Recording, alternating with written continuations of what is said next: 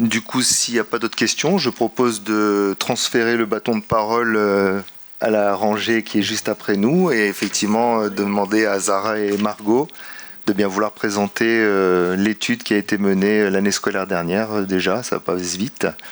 Donc c'est Margot qui... C'est Zara ? Ok, je t'en prie. Ah, il faut appuyer, pardon. Bonjour à toutes et tous. Donc, je suis Zara Sayouri. Moi, je suis enseignante associée au master de sociologie de l'Université de Lille. Et j'ai eu le plaisir, avec Cécile Vignal, qui est excusée aujourd'hui, professeure de sociologie à l'Université de Lille, d'encadrer une promotion d'une quinzaine d'étudiants de Master 2 l'année dernière. Donc, qui ont fait dans le cadre d'un exercice qu'on appelle atelier d'enquête collective, une réponse à un commanditaire qui était l'agence d'urbanisme et en lien avec le service jeunesse de la métropole européenne de Lille, une commande. Donc une réponse sur un questionnement autour des jeunes et de leur engagement. Et donc je tiens juste avant de donner la parole à Margot Leroy à côté de moi, préciser à quel point c'est un exercice à la fois tout à fait formateur et intense pour les étudiants, puisqu'il se déroule sur quelques mois seulement durant l'année de Master 2, et ça se fait en cumulé des autres cours auxquels ils doivent assister, et des autres évaluations qu'ils doivent réaliser. Donc je vais laisser Margot Leroy, qui fait partie de la promotion de l'année dernière Master 2, vous présenter les principaux enseignements de cette étude qui a été présentée au commanditaire au printemps dernier.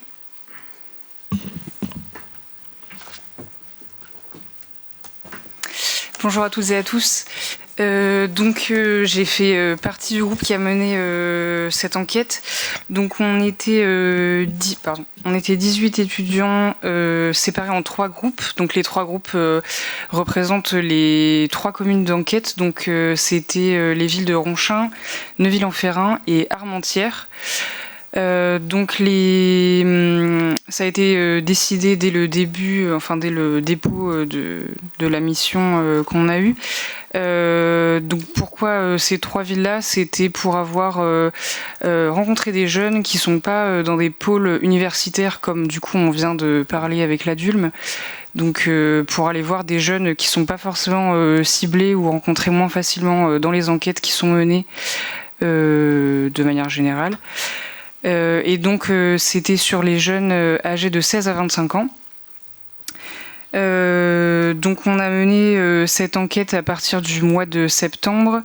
Donc on a commencé d'abord par se familiariser avec le sujet avec les lectures sociologiques, mais aussi les lectures de statistiques sur les jeunesses, mais aussi sur l'engagement et l'entraide des jeunes.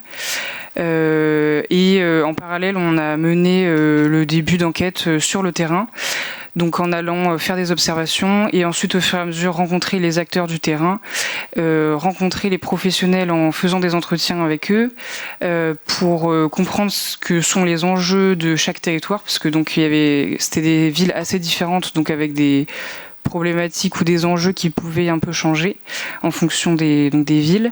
Et ensuite, grâce à ces professionnels, rencontrer les jeunes qui pouvaient parler de leur situation et répondre à nos questionnements. Et donc, le but de l'enquête, c'était d'aller voir les jeunes pour leur parler d'engagement et d'entraide, et en fait les faire parler de leur vie et comprendre comment ils appréhendent leur engagement sur leur territoire. Donc les résultats de l'enquête, pour parler précisément des enquêtés, la moyenne d'âge était de 21 ans. On a rencontré plutôt des jeunes âgés de 16 à 18 ans. Parmi ces jeunes, il y en avait 9 qui étaient de cohabitants et donc 35 qui étaient au domicile familial, parce que du coup on a réussi à rencontrer 44 jeunes. Et pour parler plutôt des PCS, donc en rapport aux classes sociales, c'était en majorité des jeunes issus de ménages inactifs et aussi un petit peu de dominantes intermédiaires et employés. La part des hommes et des femmes, c'était 20 femmes et 24 hommes, donc c'était plutôt égal. Ce qu'on a remarqué tout de suite, c'est que, bien sûr, parmi tous les enquêtés, c'était des profils très hétérogènes, évidemment, puisque c'est les jeunesses. Donc, dès le début aussi, on a eu une analyse de phénomènes de non-recours au dispositif. Donc, c'est des jeunes âgés de 16 à 25 ans, donc des rapports très différents aux institutions et aux dispositifs, et aussi des jeunes qui ne peuvent pas forcément avoir recours au même dispositif. Donc, c'était intéressant d'analyser ça. Et l'enquête, elle montre une efficacité qui est assez partielle des dispositifs pour ces jeunes, puisque les jeunes avaient des connaissances plutôt inégales des dispositifs, et aussi une méconnaissance, par contre, qui était plutôt généralisée. Et ce qu'on a remarqué, c'est qu'il y avait une difficulté de réalisation des démarches administratives pour la plupart d'entre eux, et des difficultés de trouver les bonnes structures et de s'adresser aux bonnes personnes pour des besoins précis. Il y a aussi un phénomène de non-recours qui est volontaire, qui est honnêtement assez marginal parmi tous les jeunes qu'on a rencontrés, mais c'est tout de même une explication du non-recours. Et le constat, c'est qu'il y a une augmentation du non-recours chez les jeunes les moins dotés. Donc les jeunes qui auraient le plus besoin de ces dispositifs ont de moins en moins recours aux aides possibles. Et le soutien financier, il constitue quand même quelque chose d'attractif pour les jeunes, mais il faut qu'ils connaissent ces dispositifs, justement. Donc c'était un des grands constats qu'on a fait. Et donc pour rentrer dans le cœur du sujet, l'engagement des jeunes.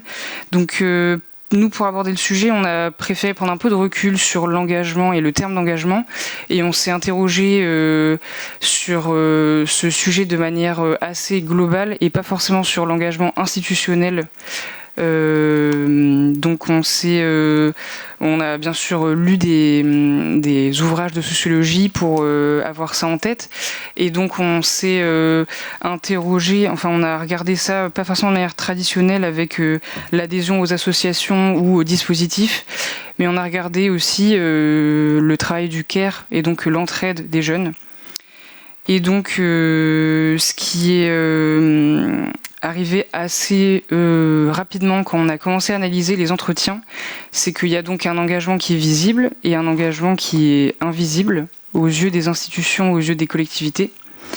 Et donc l'engagement visible, c'est donc l'adhésion aux associations, aux dispositifs publics mis en place par les collectivités.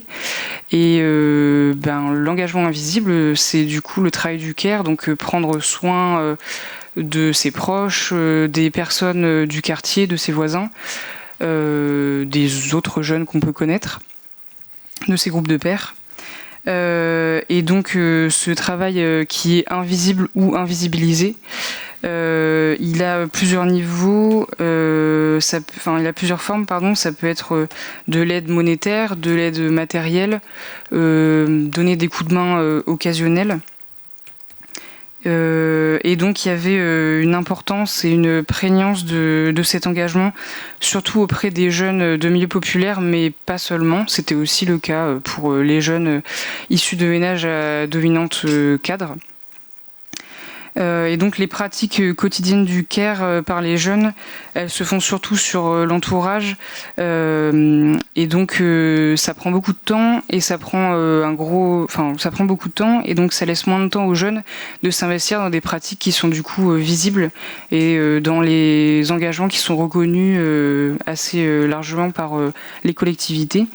Et du coup ça fausse un peu le regard de l'engagement qu'on peut avoir, et du sujet, quand on pense engagement, si on pense association, en effet il y a peu de jeunes qui sont engagés, et si on regarde de manière en prenant un peu de recul, il y a énormément de jeunes qui sont engagés. Et par contre, le constat qui nous a beaucoup intéressé, c'était le fait que les jeunes du coup ne sont pas égaux dans les capacités à s'engager, avec tout d'abord la différence dans la position sociale des jeunes, bien sûr.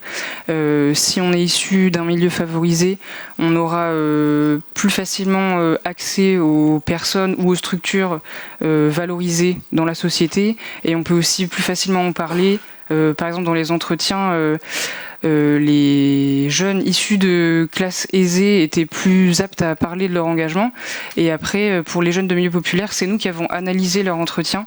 Et on s'est dit, tiens, ça c'est de l'engagement, ça c'est du care, mais le jeune n'en a pas parlé, n'arrive pas forcément à exprimer son engagement. Donc ça, c'était un point qui nous a beaucoup intéressé dans le rapport à soi, et aussi le rapport à la mobilité. Si un jeune a une mobilité contrainte, c'est beaucoup plus dur de s'investir et de s'engager. Si un jeune a une mobilité non contrainte, donc a le permis, c'était plutôt ça, la non contrainte, et ce sera très facile pour lui de se mobiliser, d'aller voir d'autres personnes qui se mobilisent, de plus facilement être en groupe. Donc ça, c'était aussi un constat qui nous a beaucoup intéressé, et donc ça rejoint bien sûr les capitaux, donc capital financier, culturel et social, évidemment. Donc c'est des contraintes et des freins, mais donc c'est sur l'engagement et aussi donc sur le volume d'engagement. Et donc c'est ce que je disais avec le travail du care, les personnes qui prennent soin des proches ont moins de temps pour s'investir dans des associations ou des structures reconnues, et aussi ils ne sont pas vus comme engagés ou reconnus comme engagés, alors que c'est des jeunes aussi qui méritent d'être soutenus et qui méritent de pas être seuls dans ces engagements, et aussi qui méritent d'être valorisés. Parce que c'est du travail qui prend beaucoup de temps et qui est très intéressant, et c'est aussi des compétences valables sur un CV ou lorsqu'on cherche un emploi, même un job d'été. Donc c'était une enquête très enrichissante pour nous. Même nous, on ne pensait pas avoir autant de recul sur le terme d'engagement et avoir des résultats comme ça. Bien sûr, là je parle de l'enquête, je suis une seule personne des 18, donc je représente pas du tout toute l'enquête. Et donc je sais pas si j'ai précisé, mais oui, on avait 44 enquêtés, et donc pour conclure, on a remarqué que l'engagement il est présent pour tous les jeunes, que ce soit vu ou pas par les institutions ou par les associations, mais donc l'engagement il est contraint en fait, donc par les classes sociales, par le temps disponible ou par les natures d'engagement, et donc in fine par les capitaux. Et les jeunes qui ont un volume de ressources, ils ont un engagement qui est valorisé et valorisant, et au final les personnes qui prennent le plus de temps, dont l'engagement prend le plus de temps, c'est ceux qui sont les moins valorisés et qui ont des capitaux assez faibles. Voilà, donc n'hésitez pas si vous avez des questions, et sinon on a bien sûr rendu le rapport et on avait participé aussi aux articles qui avaient été faits avec Libération. Voilà, donc il y a des traces aussi sur Internet. Merci de votre écoute.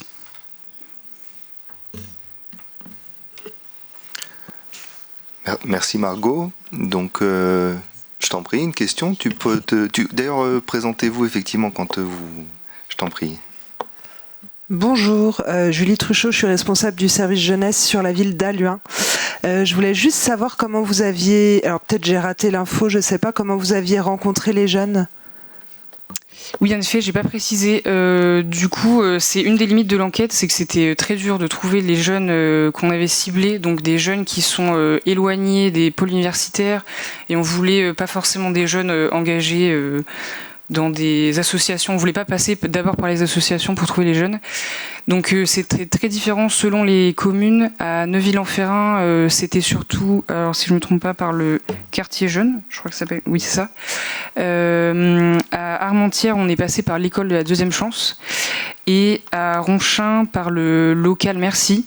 Donc c'était un local directement dans le quartier politique de la ville.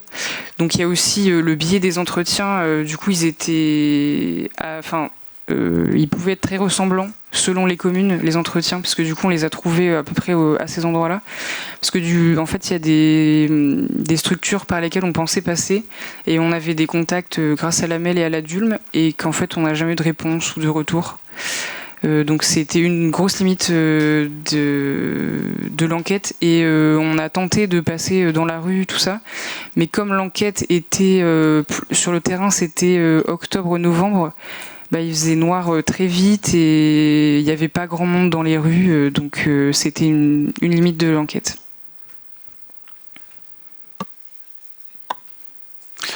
Bonjour, moi c'est Farid Tebi, cadre éducatif à Horizon 9 en prévention spécialisée.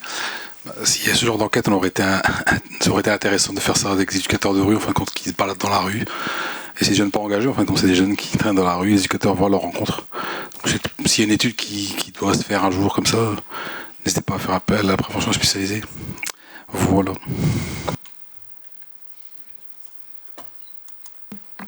Merci de la proposition. Je pense qu'on en avait parlé, c'était un sujet forcément, les étudiants ne sont pas des éducateurs et c'est compliqué effectivement d'aller au-devant, de l'aller vers comme ça. Je pense qu'on avait donné quelques contacts, mais ça n'a pas forcément. Après, le problème, c'est que là, sur les villes ciblées, encore une fois, le parti pris, c'était de sortir des quartiers un peu traditionnels politiques de la ville, etc. Donc d'aller sur la cartographie là que je vous avais mis juste après.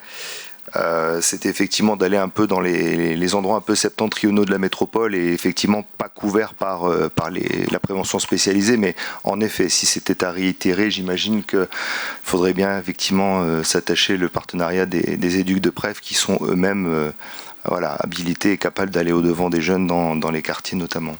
Merci de la proposition en tout cas.